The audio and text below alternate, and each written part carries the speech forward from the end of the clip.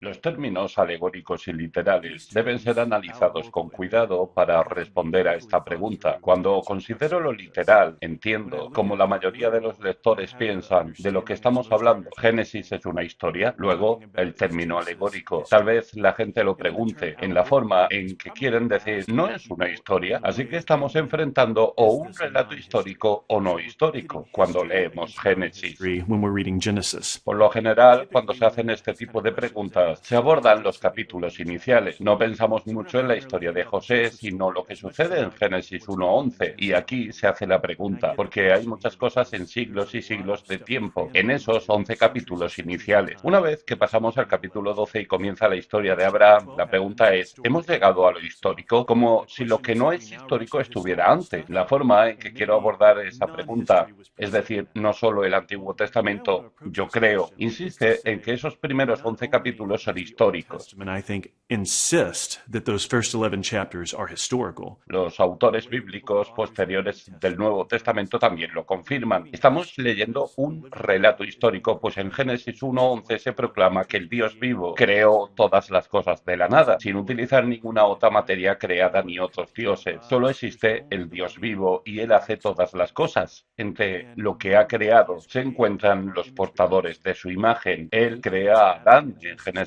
2 y de Adán hace a Eva en Génesis 2 también. Parte de la discusión en torno a estos primeros capítulos es, ¿hubo un Adán histórico? ¿Hubo una creación histórica? Cuando analizamos las genealogías en el Antiguo Testamento, este es un ejemplo de lo que quise decir, con que el Antiguo Testamento confirma la historicidad. Hay nombres en Génesis 5, varios nombres. Hay nombres antes de llegar al final del Génesis, otras genealogías en todo el libro. Las escrituras judías intentan buscar generaciones y descendientes. Adán viene a Set y Set tiene descendientes que llegan hasta Noé. Si estamos dispuestos a decir que los primeros capítulos de Génesis no son históricos, yo preguntaría, ¿cuándo comienzan en realidad los nombres históricos? ¿Cuántos nombres hay en la genealogía? ¿Existe realmente una persona literal y genuina con la que estamos tratando? Creo que las genealogías del Antiguo Testamento son un ejemplo fácil para confirmar que los autores bíblicos posteriores interpretan los primeros capítulos que Dios crea literalmente a un hombre que conocemos como Adán, el primer portador de su imagen, nuestro primer padre. Los autores del Nuevo Testamento tienen el mismo tipo de confirmación. En Romanos 5, Pablo está dando un ejemplo, un contraste entre la desobediencia de Adán y el Señor, la justicia y la obediencia de Jesús. Ese tipo de contrastes funciona, pues el Jesús literal es el último Adán obediente, lo que contrasta con el primer Adán desobediente al comienzo de la historia humana.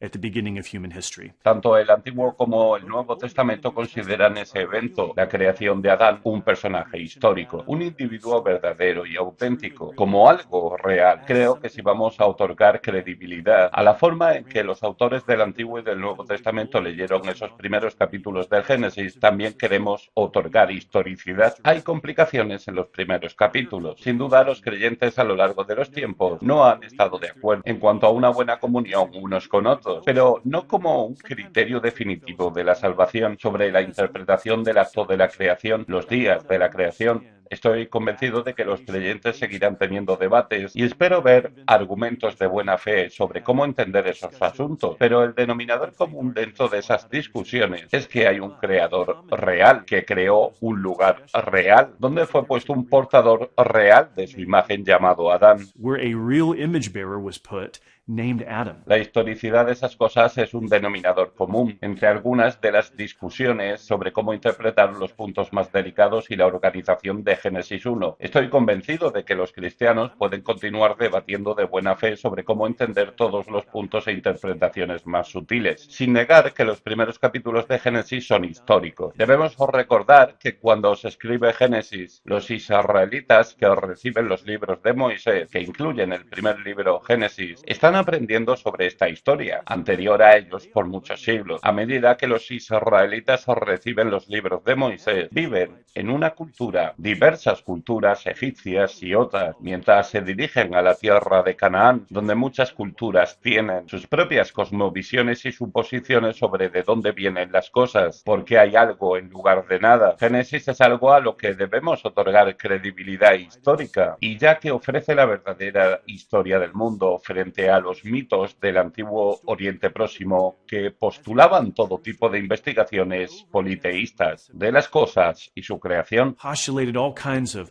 polytheistic explorations of things and creations of things. Dios en guerra con otros dioses que cometieron actos de inmoralidad y violencia, incluso creando a la humanidad, pues los dioses tenían necesidades que debían ser satisfechas. Entonces crearon al hombre para satisfacer esas necesidades. Cuando lees el relato de Génesis y lees los mitos de la creación del antiguo Oriente Próximo, hay algunas diferencias marcadas en la forma en que escritores como John Curry y otros que estudian documentos del antiguo Oriente Próximo en la arqueología del Antiguo Testamento usan el lenguaje polémico que Génesis 1, además de comenzar a relatar la verdadera historia del mundo, en realidad está subvirtiendo los antiguos mitos o rivales del Oriente Próximo. Como cristianos es bueno ver esta historia a la luz de otras narrativas opuestas porque podemos ver al Dios vivo que nos da la verdadera historia del mundo y subvierte otros mitos y ser capaces de distinguir la verdad del error. Podemos creer de todo corazón en el relato de la creación, en el Dios vivo que nos hace para su gloria, como ha hecho todas las cosas para su gloria. Tenemos una descripción histórica y no una alegórica. Allegorical description.